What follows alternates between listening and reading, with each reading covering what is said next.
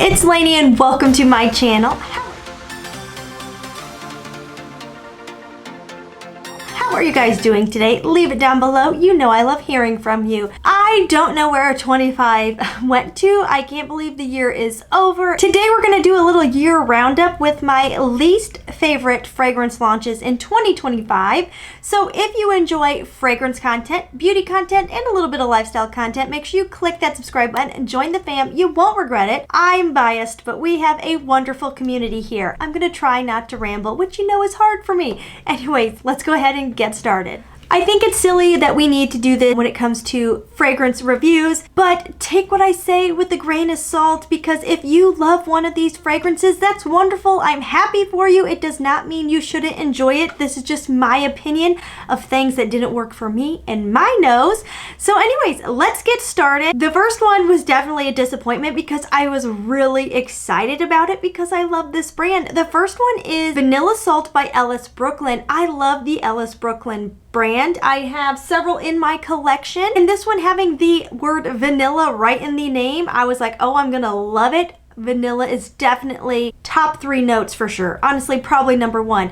You almost can always get me with a vanilla. This is Vanilla Salt. I love the brand. I was very hopeful, and it was more than a flop for me. I smelled this at my local Ulta. I was so excited when they got it in. I was really caught off guard. In here we have top notes of salt and watery notes, middle notes of whipped cream, ylang ylang, jasmine, base notes, vanilla, benzoin, musk, and woods. Literally all of that sounds great. I do not mind salt in my fragrances.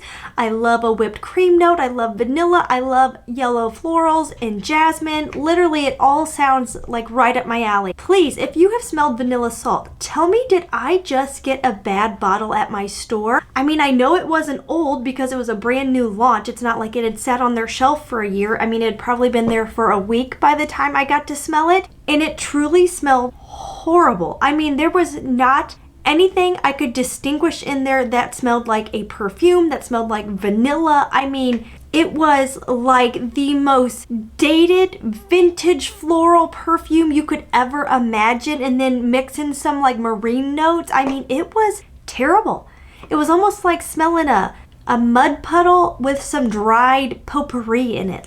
There was nothing enjoyable about this at all. I almost did a blind buy of this because the name. Wow, am I glad I didn't, because I was truly majorly caught off guard. I mean, it was truly terrible. The next one is one I did not love, but my daughter really liked. This is the Kayali Fleur Majesty Rose Royale. That is a tongue twister. I feel like that one gets a little wordy and hard to say. The bottle is beautiful. I do think that's why my daughter was really drawn to it. She loved the pink and purple bottle. When I got to smell this one at Sephora, I knew there was a really good chance I wasn't going to like it. Top notes are pear, peach, mandarin, orange. Middle, rose, peony, violet, magnolia. Base notes, musk, vanilla, praline, ambrox, and vetiver. Fleur Majesty is not a horrible fragrance at all. It's just not for me. It is very, very rose prominent, and I don't love a lot of rose fragrances. Once in a while, I smell one that I do enjoy, but usually it's not for me. This is extremely rose heavy. I mean, in your face, very dense rose. I picked up a little bit more of a vintage rose than I like. I have Scenic Rose by Letta, which to me smells like a white or a pink rose. This one really was a heavy rose, and so for that I didn't like it. It's pretty bold. It's fairly sweet and syrupy. The deep dry down I could wear if I was like really forced to. Like if someone gifted this to me and I didn't want to hurt their feelings, like I could wear this if needed, but it is not my favorite. I really did not fall in love with this at all. The bottle is stunning. I was hopeful off of the bottle, but it is just way too much rose for me. Again, not a bad fragrance at all. There's nothing wrong with this. It is just not me and my cup of tea, because I mean, you have to be a rose lover to enjoy this. Another disappointment because I love the brand and I really thought this was going to be the one. Buttercream Haze by 7 Virtues. Oh my gosh, the picture and the advertising looked right up my alley. Their Vanilla Woods is one of my favorites in my collection, and they have others that I've really enjoyed sniffing at Sephora. I will be honest, I am not into super gourmands anymore. It's just they bother me. But this one, the idea of a frosting and the pictures, I mean, all of it just sounded like, okay, I think I'm gonna like this. But wow, this one is very, very, very gourmand. We have top notes of buttercream and vanilla. We have middle notes of maple caramel and tonka bean. This one is truly an edible gourmand. If I'm going to wear a gourmand now, I still need it to be a little perfumey, not so edible.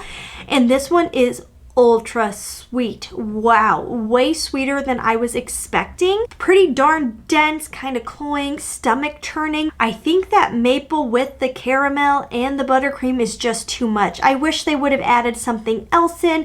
Maybe a soft floral, a musk, something to lighten this up a little bit and make it a little bit more airy because it is very dense. In the very cold days of winter, I can see why quite a few people would want to reach for this, but for me, it was just too much. I couldn't enjoy it.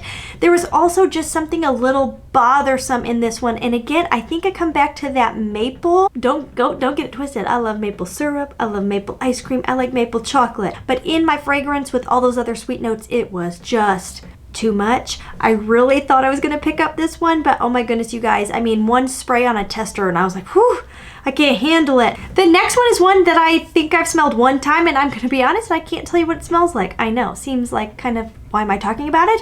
That is Libre Vanille Couture by YSL. The main reason is just honestly, I am tired of the Libre flankers. Like, how many do we need? Can we get a little bit original YSL? There's so many, and I'm a Libre fan. I love the OG and I love Intense, but we're on like flanker 4, 5, 6. I don't know. There's a lot of them. It's just getting redundant, and to me, they all smell very similar. I do think the bottle on this one is very pretty and very luxurious looking. We have notes of bourbon vanilla, orange blossom, vanilla caviar, lavender, and rum. But for real, I'm just over it. I'm tired of it. I don't want any more Libres, and I think they're already getting ready to launch another one. I saw somewhere on a fragrance post, so I mean, they're still slinging them out there, but I'm truly just really over all the flankers in general. Throw something at us we haven't seen before. And then my last one on my least favorites of the year, I kind of went back and forth on because I don't hate this one at all. This is Love-O-Matic by Room 1015. And honestly, I don't hate this one at all. I have my Scentbird trial size, and I do enjoy wearing it. There is a time and a place for this because it is so fresh and clean, but it wasn't what I was expecting. We have top notes of strawberry, blackcurrant, and lemon, mid notes of ozonic notes, bubblegum, base notes of musk, ambrette, and cedar. This was supposed to be about like a love story that happens at a laundromat, and so I totally expected fresh laundry. Like, that doesn't surprise me, and I'm not disappointed by that. I'm really into fresh scents anymore. I know, who am I? It has the interesting note of bubblegum, and I was really like, oh, that's so cool. I love the idea of like the sugary sweet with the fresh. That's more my style now when it comes to sweet fragrances. I love that idea of not being sickeningly sweet. I'm going to give it a wear once it warms up. I don't know if this is just because it's winter, but I get no bubblegum. I'm talking none, zero, none. I don't get any fruity notes. All I smell is fresh laundry, like dryer sheets. And I don't hate it. There's a time and a place. Like, it would be great for going to the gym or just after the gym when you want to smell really fresh. I mean, it is that to a T. But the wow factor for me was supposed to be the bubblegum hiding in there, and it is hiding. It's hiding real good. It's winning the Hide and Go Seek award because I can't find it. That is my short and sweet video for today. And as always, please try to stay positive, because at the end of the day, that is truly all we can try to do. Thank you so much for hanging out with me today. Mwah! I'll see you in the next one. Bye-bye.